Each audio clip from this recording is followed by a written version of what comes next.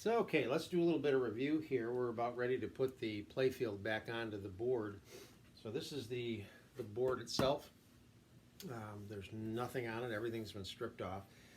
The back side has got a coat of polyurethane on it, been sanded smooth. Polyurethane. Again, you can still see the areas, the pencil lines we did before. They're still there. Now on this side, a lot more care was taken to this side. We had to scrub the residue off of the old playfield, and then this got sanded many times with a varying degree of sandpaper grit to get this as smooth as possible. What you're trying to avoid here are bumps, protrusions. If you see the white area here, right here, and there's a couple more here and here, those are actually depressions in the board that the old playfield residue filled in, and now that they've been sanded, they're smooth, and that's okay. What you don't want is anything that sticks out from the board, because when you lay the new playfield on it, it will be obvious that it sticks out, and once the playfield's on, there's no going back. So you want this very, very smooth. You're going to want some painter's tape. You're going to want an X-Acto knife with a brand new sharp blade, and we'll get to this in a little bit, but this is a dental pick, and all this is a straight pointed dental pick, and I'll show you what that's for in just a minute. Now the playfields, I buy the playfields from my friend in Tulsa, Oklahoma. It's vintagepachinkos.com, and then if you go to the shop and then look for artwork, you will find playfields, and this is the way they come. This is a copy of the playfield that was on this machine originally, and that's what I usually try to do, is put the same playfield back on if I can, if Bill has them. So they come like this. This is a nice heavy vinyl, and this is once you peel this off, this is an adhesive back. So this is a two-person job. Now what you're going to do when you put the playfield on, this particular playfield, these playfields are all about the same size, and you can shift them one way or the other. Initially they were down about 1/4 of an inch, and there was a fair amount down here. This particular one, most of them have an overall pattern. There are a couple, like a UFO, that have a very specific pattern, and then you have to be very careful up and down and a little bit side to side. But on an overall pattern, you're just centering it left and right. Give yourself about 1/4 of an inch at the top and the rest at the bottom, and that's basically where the old playfield was. So start by getting your distance at the top, and then look at the side, shift side to side, try to get it even, and then you're going to use the painter's tape to tape it down at the top. Okay, so you have this situation here. So what we're going to do is we're going to peel the back off and work it down. I'll pull the back off while my wife uses a very soft cloth to press the new playfield down to the board as we work it down this way. And this is the part that you want to really take your time and go slow, because if this gets messed up, there's really no turning back.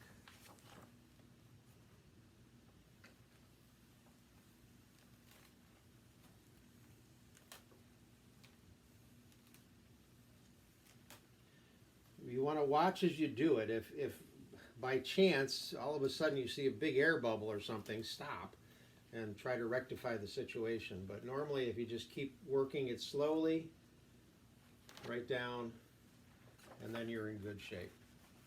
And then you want to do a fair amount of rubbing on this. Again, gentle rubbing, trying to get it nice and flat, and so on. Okay? So now that it's on, the next step is to cut out the large holes in the board. You're going to cut out these holes, and that's what you use the X-Acto knife for. So, although I do it flat, you're simply going to go in with your X-Acto knife right on the edge. You just follow the edge and go right around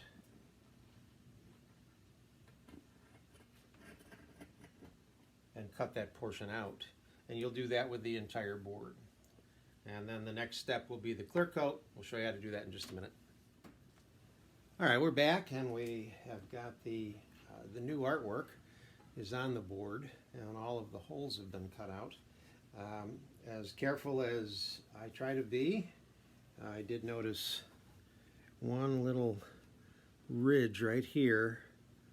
There must have been something on the board that I missed, and that's what happens. It's obvious now. Once you get everything back on, you more than likely won't see it, but that's what you're trying to avoid.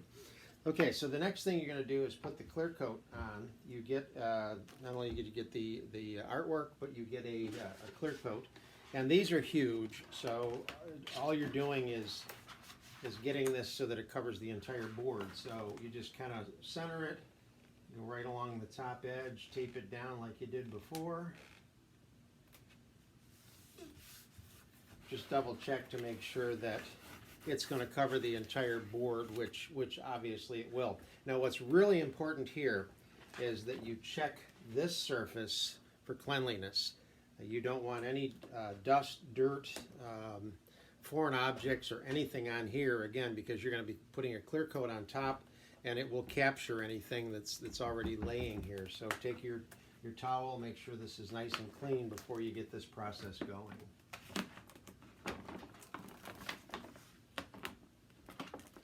And it's the same process, two-person job. One person pulls the backing off while the other person slowly goes back and forth and just presses the clear coat onto the playfield. And again, do this slowly, very methodically. You want to make sure you're not trapping any huge air bubbles. And like I said, the clear coat, for whatever reason, is a lot bigger than the playfield. So it's not really an issue of lining things up. Now, when you take that little piece of painter's tape off, don't throw that away. You'll need that, and I'll show you what you do with that later. So what I'm going to do now is go back and cut out all of the holes again through the clear coat. So at this point, the new playfield is on. The clear cover coat is on, and I've cut out all of the large holes in the board.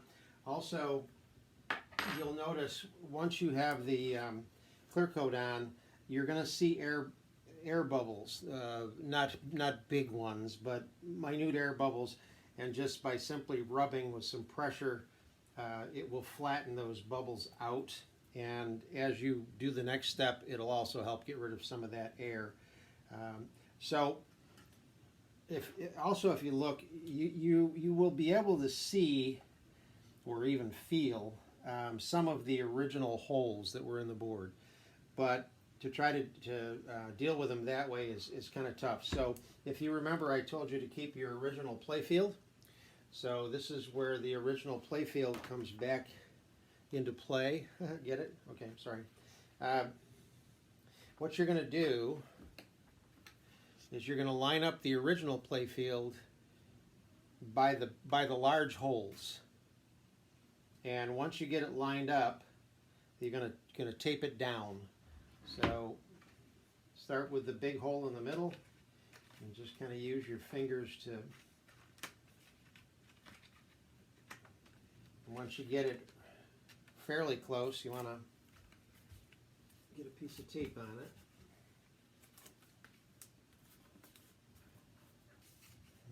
Further check. Okay, and then when you think you've got it about where you want it, you're going to take your dental pick tool, and it doesn't really matter. You're just going to pick a hole in the original playfield and go straight down and see if that lines up with the actual hole in the board. So if it's off by a little bit, you can shift your playfield minutely one way or the other. That lined up really well. I'll try another one over here. And again, that lined up really well. So now I feel confident in taping down the rest of the playfield. I know it's in the right spot.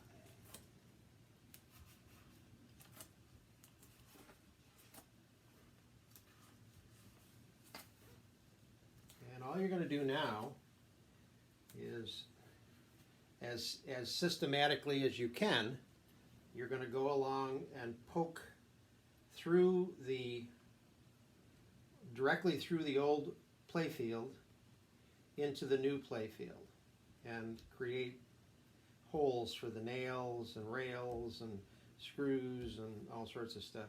Now, you'll notice as you're doing this, especially down along the bottom, you can see it on this playfield, there's some minute holes here.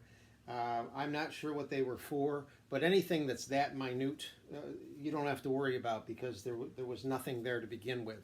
You're looking, you're just looking for where your nails were, where your traction screwed in, where the pay pockets were, the artwork, and so on and so forth. So you're just going to go down through the board, again, systematically, like this, and create those holes. And when you think that you have them all, what you want to do is gently untape one side and then just sort of look and say, okay, I had a hole here, here, here, and here, and I look and I've got a hole here. I have the appropriate holes, and that's the way you can check the whole board. So I will continue to poke the holes, and then the next thing we'll do is we'll get ready to start putting the nails back onto the new